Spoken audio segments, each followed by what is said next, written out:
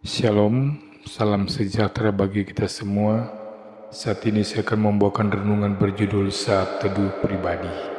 Bacaan Alkitab terdapat dalam Lukas pasal 5 ayat 16 yang berkata, "Akan tetapi ia mengurungkan diri ke tempat-tempat yang sunyi dan berdoa."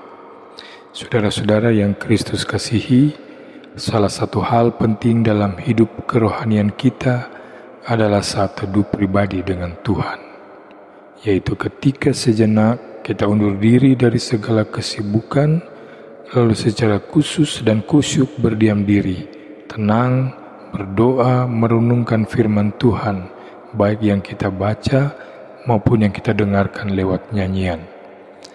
Melalui saat teduh, kita dapat merasakan kehadiran Tuhan dan menjalin hubungan pribadi dengannya.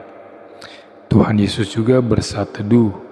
Dalam kesibukannya melayani orang banyak, Dia selalu menyiapkan untuk mengundurkan diri ke tempat-tempat sunyi dan berdoa. Pun saat Dia berada dalam pergumulan beratnya di Taman Getsemani, ketika Violorosa membentang di depan mata, Dia menyediakan waktu khusus untuk berdoa secara pribadi. Saudara-saudara, tidak sedikit gereja yang kurang biasa dengan saat teduh, lebih mengandalkan perencanaan dan tata cara organisasi. Tentu ini tidak salah, tetapi kalau hanya itu tidaklah lengkap, sebab bagaimanapun setiap program atau kegiatan gerejawi perlu didukung dengan doa yang khusyuk dan khusus. Kalau perlu bikin tim pendoa. Itu tidak hanya menunjukkan keseriusan kita, tapi juga penyerahan diri kepada Tuhan. Pasti akan sangat berbeda hasilnya. Dalam kehidupan pribadi, kita juga sering begitu sibuk dengan berbagai urusan ini dan itu. Kita sibuk dan terus sibuk, ibarat mesin tidak ada berhentinya. Sampai menyisihkan waktu 10 atau 15 menit untuk bersaat teduh dan berkomunikasi dengan Tuhan secara pribadi pun kita tidak bisa.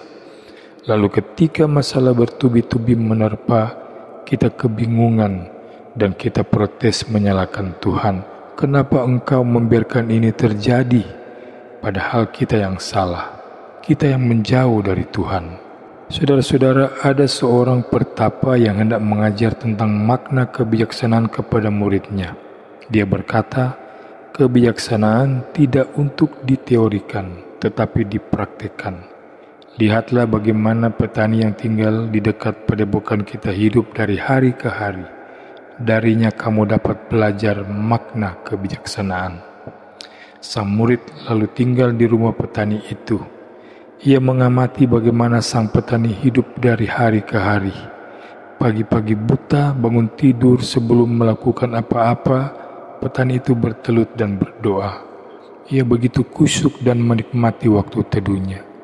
Kemudian ia pergi ke sawah untuk bekerja. Tengah hari ia berhenti untuk beristirahat, makan siang dan duduk untuk memandang alam sekitar, merasakan semilir angin yang berembus, mendengarkan suara burung, ayam, kambing di kejauhan. Ia bertelut dalam keteduhan, memanjatkan puji syukur kepada Tuhan atas segala rahmat yang diterimanya. Setelah itu, ia melanjutkan kerjanya sampai menjelang malam hari. Pulang ke rumah, ia masih harus menyiapkan benih-benih yang akan ditanam esok harinya. Ia tampak begitu letih, tetapi di tengah segala keletihannya, sebelum tidur, ia kembali bertelut dan berdoa. Wajahnya tenang, menyiratkan penyerahan diri kepada Tuhan, tidak tergesa, tidak juga berdoa sekadar berdoa. Ia betul-betul meluruhkan diri dalam keteduhan bersama Sang Halik. Begitulah setiap hari petani itu melewatkan hari-harinya. Seminggu kemudian sang pertapa memanggil muridnya. "Kamu dapat menangkap kebijaksanaan yang ditunjukkan petani itu?" tanyanya. Muridnya menggeleng. "Sekarang gunakan parang ini untuk memotong kayu bakar di halaman, tetapi jangan berhenti barang sekejap pun," kata pertapa itu lagi. Sang murid menurut. Sepanjang hari tanpa henti ia memotong kayu bakar. Saat malam menjelang, parangnya sudah tumpul. Ia juga sudah begitu keletihan sampai-sampai tidak sanggup mengontrol tangannya. Pertapa itu lalu menghampiri muridnya, lalu berkata, "Parang ini menjadi tumpul karena kamu tidak punya waktu berhenti sejenak pun untuk mengasahnya. Seperti itulah jiwa kita, akan tumpul kalau terus dibiarkan larut dalam kesibukan dan kebisingan hidup." Petani itu telah menunjukkan bahwa waktu teduh bersama Sang Halik adalah cara terbaik mengasah jiwa kita, dan itulah inti kebijaksanaan hidup, katanya.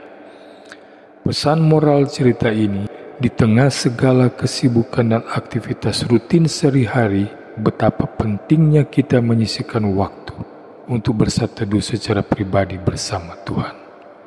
Sat teduh pribadi akan membuat hati dan pikiran kita tetap terasah dan terpaut kepada Tuhan. Kita akan lebih siap menghadapi segala kejadian, tidak terombang-ambing atau bimbang, sebab kita akan selalu diingatkan bahwa ada Tuhan yang menyertai dan memelihara kita, sehingga langkah kita pun akan tetap lurus dan ringan. Bukan berarti tidak akan ada masalah. Masalah bisa tetap ada, tetapi kita tidak akan limbung kehilangan pegangan. Pun seandainya badai ribut menerpa, kita akan hidup dalam penyerahan diri sepenuhnya kepada Tuhan hingga kita tetap tenang. Tuhan Yesus memberkati kita semua. Amin.